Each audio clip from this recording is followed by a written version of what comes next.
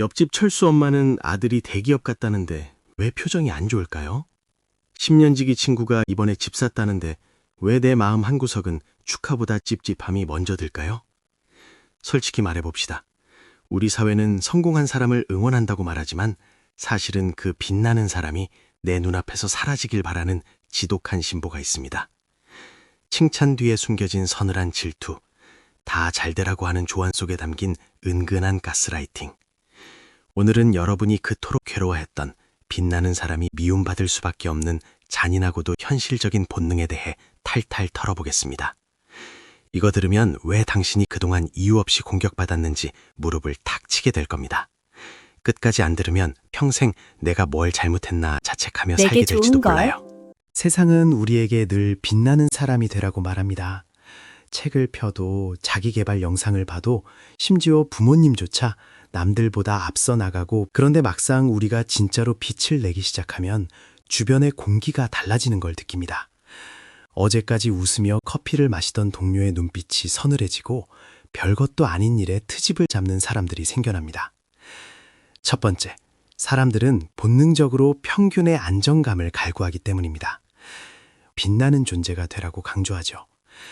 우리 뇌는 집단에서 튀는 존재를 발견하면 본능적으로 위협으로 간주합니다. 다 같이 적당히 힘들고 적당히 불평하며 살아야 마음이 편한데 누군가 혼자서 성과를 내고 행복해 보이면 그 평화가 깨진다고 느끼는 거죠. 당신의 빛은 그들에게 나는 왜 저렇게 못할까라는 열등감을 강제로 직면하게 만드는 거울이 됩니다. 두 번째, 당신의 성장이 타인의 나태함을 증명하기 때문입니다. 요즘 경기가 안 좋아서 안 돼, 회사가 문제야 라고 핑계대며 안주하던 사람들에게 같은 환경에서 결과를 내는 당신의 존재는 아주 불편한 증거물입니다. 그들은 자신들의 무능을 인정하기보다 당신의 성과를 운이나 편법으로 치부하며 깎아내리는 쪽이 훨씬 마음 편한 선택이 됩니다. 세 번째, 통제권을 잃을 것 같은 공포 때문입니다. 주변 사람들은 당신을 내가 아는 누구라는 틀 안에 가둬두고 싶어 합니다. 그런데 당신이 빛나기 시작하면 더 이상 그들의 소나기에 있지 않게 되죠. 그들은 당신을 다시 그 낮은 위치로 끌어내리기 위해 비난이라는 도구를 꺼내듭니다. 네 번째, 서열 본능이 자극되기 때문입니다. 인간도 결국 동물입니다. 무리 내에서 누군가 빛난다는 건 나의 상대적 서열이 낮아진다는 뜻입니다. 딱히 나에게 해를 끼치지 않아도 당신이 잘 나가는 것만으로도 그들은 자신의 영역을 침범당했다고 느낍니다. 다섯 번째, 사람들은 공정성이라는 이름의 가짜 정의감을 휘두릅니다. 쟤는 저렇게 잘 될 자격이 없어 라며 스스로 판사가 됩니다. 당신이 쏟은 밤샘 노력과 눈물은 보지 못한 채 오직 지금의 빛나는 결과물만 보고 세상이 불공평하다고 소리칩니다. 그들에게 당신을 미워하는 건 정당한 정의 구현이 되어버립니다. 여섯 번째, 투사 현상 때문입니다.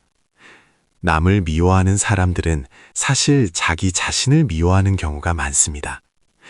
본인의 결핍과 어둠을 직면하기 싫어서 그 부정적인 감정을 가장 빛나는 당신에게 던져버리는 겁니다. 당신이 잘못해서가 아니라 그들이 스스로를 감당하지 못해서 벌어지는 비극입니다.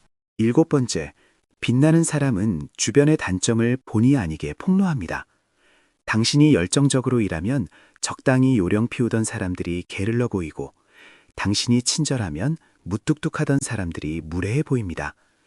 당신은 가만히 있어도 당신의 존재 자체가 주변의 허물을 들춰내는 조명이 됩니다. 그래서 그들은 조명을 꺼버리고 싶어 하는 겁니다. 여덟 번째, 사촌이 땅을 사면 배가 아프다는 옛말은 과학입니다. 거리가 먼 연예인의 성공은 동경의 대상이지만 나와 비슷한 처지였던 사람의 성공은 생존의 위협으로 다가옵니다. 비교 대상이 명확하기 때문이죠. 그들에게 당신의 빛은 축복이 아니라 비교당해야 하는 고통의 시작입니다. 아홉 번째, 질투는 가장 숨기기 어려운 감정이면서도 가장 인정하기 싫은 감정입니다. 본인이 질투하고 있다는 걸 인정하는 순간 스스로가 너무 초라해지거든요. 그래서 질투를 합리적인 비판으로 포장합니다. 애는 착한데 너무 나대. 실력은 있는데 인성이 별로야. 같은 말들이 바로 그 포장지입니다. 여기서 잠시 여러분의 이야기를 듣고 싶습니다. 혹시 여러분도 주변의 시샘이나 질투 때문에 일부러 내 빛을 죽였던 경험이 있으신가요? 혹은 정말 친하다고 믿었던 사람에게 뒤통수를 맞았던 기억이 있다면 댓글로 남겨주세요. 여러분의 경험이 누군가에게는 큰 위로가 될 수 있습니다. 10번째, 그들은 당신이 무너지는 모습에서 대리 안도감을 얻으려 합니다. 당신 같은 완벽해 보이는 사람도 실수하고 추락한다는 걸 확인해야만 자신의 평범하고 지루한 삶이 사실은 가장 안전하고 괜찮은 것이라고 자위할 수 있기 때문입니다. 이제 우리는 이 잔인한 현실을 어떻게 돌파해야 할지 고민해야 합니다. 미움받는 게 무서워서 빛을 끄고 어둠 속으로 숨어버릴 건가요? 아니면 그 미움을 훈장 삼아 더 찬란하게 빛날 건가요? 가장 먼저 해야 할 일은 관계의 다이어트입니다. 나를 시기하고 깎아내리는 사람들을 설득하려고 노력하지 마세요. 그 에너지는 당신을 더 빛나게 하는 데 써야 합니다. 당신의 빛을 진심으로 기뻐해 줄 수 있는 사람은 생각보다 적습니다. 그 소수의 사람에게 집중하고 나머지는 그냥 관객으로 두세요. 관객이 야유를 보낸다고 주연 배우가 무대 밑으로 내려올 필요는 없습니다. 또한 모두에게 사랑받겠다는 비현실적인 욕심을 버려야 합니다. 빛이 강하면 그림자도 짙어지는 법입니다. 비난이 쏟아진다는 건 당신이 그만큼 영향력 있는 존재가 되었다는 확실한 증거입니다. 당신을 향한 악플과 험담을 당신의 성공을 증명하는 영수증이라고 생각하세요. 영수증 수치가 높을수록 당신이 산 성공의 가치는 큽니다. 적당한 거리를 유지하는 기술도 필요합니다. 너무 모든 것을 공유하지 마세요. 당신의 계획, 당신의 성과, 당신의 행복을 굳이 시기심 가득한 사람들 앞에서 전시할 필요는 없습니다. 겸손함은 미덕이 아니라 때로는 당신을 보호하기 위한 전략적인 방어막이 되어야 합니다.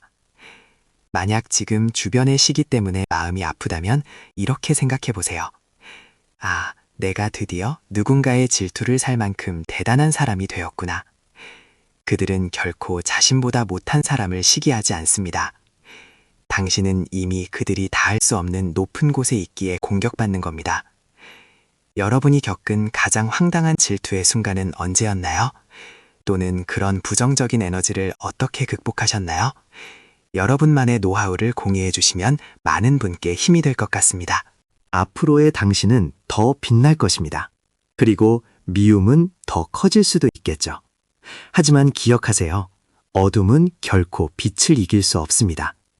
그들이 당신을 끌어내리려 안달복달할 때 당신은 그저 앞을 보고 묵묵히 걸어가면 됩니다. 멈추지 않는 성장은 그들에게 줄 수 있는 가장 우아하고도 치명적인 복수입니다. 미움이라는 감정은 결국 상대방이 나보다 앞서가고 있다는 것을 인정하기 싫어하는 비겁한 고백입니다. 그래서 우리는 그들의 공격에 일일이 대응할 필요가 없습니다. 이제부터는 그들의 시기심을 어떻게 역이용하고 나의 내면을 어떻게 단단하게 무장해야 하는지 더 현실적인 대안들을 살펴보겠습니다. 주변에서 당신을 깎아내리려 할 때 가장 먼저 취해야 할 태도는 감정적 분리입니다. 그들이 던지는 날카로운 말들은 당신의 인격에 대한 평가가 아니라 그들 내면에 일그러진 고통이 밖으로 새어나온 것에 불과합니다. 오물이 묻은 손으로 당신을 가리킨다고 해서 당신이 오물이 되는 건 아니죠. 그저 그들의 손이 더러울 뿐입니다. 비난을 들었을 때 저 사람이 지금 자기 상태가 많이 안 좋구나 라고 객관화해서 바라보세요. 불쌍하게 여기는 마음까지는 필요 없어도 최소한 그 감정의 쓰레기통이 되어줄 필요는 전혀 없습니다. 현실적으로 가장 강력한 방어 기제는 압도적인 격차를 만드는 것입니다. 어설프게 앞서가면 시기와 질투의 대상이 되지만 감히 넘볼 수 없을 만큼 멀어지면 외경과 경외의 대상이 됩니다. 에펠탑이 처음 세워졌을 때 수많은 파리 시민과 예술가들이 흉물이라며 비난을 쏟아냈던 것을 기억하시나요? 하지만 지금은 누구도 에펠탑을 비난하지 않습니다. 그 독보적인 존재감 자체가 파리의 상징이 되었기 때문입니다. 당신을 향한 소음이 들린다는 건 아직 당신이 그들과 비슷한 사정권 안에 있다는 뜻일지도 모릅니다. 그러니 속도를 늦추지 마세요. 비난이 들리지 않을 정도의 고도까지 더 높이 치고 올라가야 합니다. 또한 선택적 투명인간 전략을 사용해 보세요. 모든 사람에게 친절하고 모든 사람에게 인정받으려는 욕구는 빛나는 사람에게 가장 위험한 독약입니다. 당신의 에너지를 뺏어가는 사람들에게는 감정의 문을 닫으세요. 업무적인 대화는 정중하되 사적인 감정은 섞지 않는 마치 투명 유리벽을 사이에 둔 것 같은 거리감이 필요합니다. 그들이 당신의 내면에 침입할 틈을 주지 않는 것만으로도 많은 갈등이 해소됩니다. 성공의 기록을 공유하는 커뮤니티를 바꾸는 것도 필수적입니다. 지금 당신을 미워하는 집단은 당신의 성장을 감당하지 못하는 그릇일 확률이 높습니다. 당신의 빛을 시기하는 것이 아니라 서로의 빛을 보며 동기부여를 받는 새로운 환경으로 자신을 옮겨 심으세요. 고래는 연못에서 살 수 없습니다. 당신이 고래라면 바다로 나가야 합니다. 연못에 있는 물고기들이 당신의 꼬릿짓에 물결이 일렁인다고 불평하는 것에 사과하지 마세요. 그건 당신의 잘못이 아니라 연못이 좁은 탓입니다.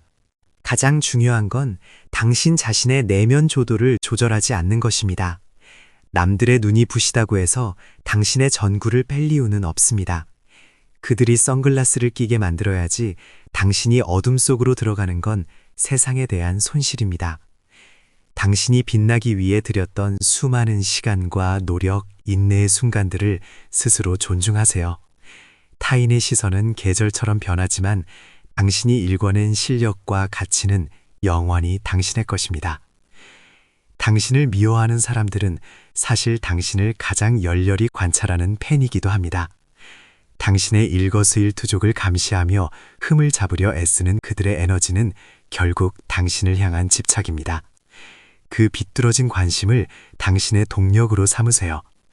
그래, 내가 얼마나 잘 되는지 끝까지 지켜봐라 라는 마음가짐으로 보란듯이 더 멋진 삶을 살아내는 것, 그것만큼 통쾌한 복수는 없습니다. 이제는 혼자 앓지 마세요. 당신이 빛나서 미움받고 있다면 당신은 이미 선택받은 소수입니다. 그 외로움을 기꺼이 받아들이고 그 안에서 더 단단한 근육을 키우십시오. 미움의 화살이 날아올 때마다 그것을 딛고 올라설 발판으로 만드세요. 당신은 누군가의 질투 따위에 꺼질 촛불이 아닙니다. 거센 바람이 불수록 더 뜨겁게 타오르는 들불이 되어야 합니다. 세상의 모든 빛나는 존재들은 각자의 어둠을 뚫고 나왔습니다. 지금 겪고 있는 이 미움과 시샘의 과정 또한 당신이 진정한 리더로 혹은 독보적인 존재로 거듭나기 위한 통과 의례일 뿐입니다. 고개를 들고 당신의 길을 가세요. 당신의 빛이 누군가에게는 시샘의 대상이겠지만 길을 잃고 방황하는 또 다른 누군가에게는 간절한 이정표가 될 수도 있다는 사실을 잊지 마십시오. 마지막으로 이 질문을 스스로에게 던져보셨으면 좋겠습니다. 내가 만약 남들의 시선을 전혀 신경 쓰지 않아도 된다면 나는 지금보다 얼마나 더 밝게 빛날 수 있을까? 그 답이 바로 당신이 가야 할 진짜 모습입니다. 타인의 질투라는 감옥에 당신의 가능성을 가두지 마세요. 당신은 더 눈부셔도 될 자격이 충분합니다.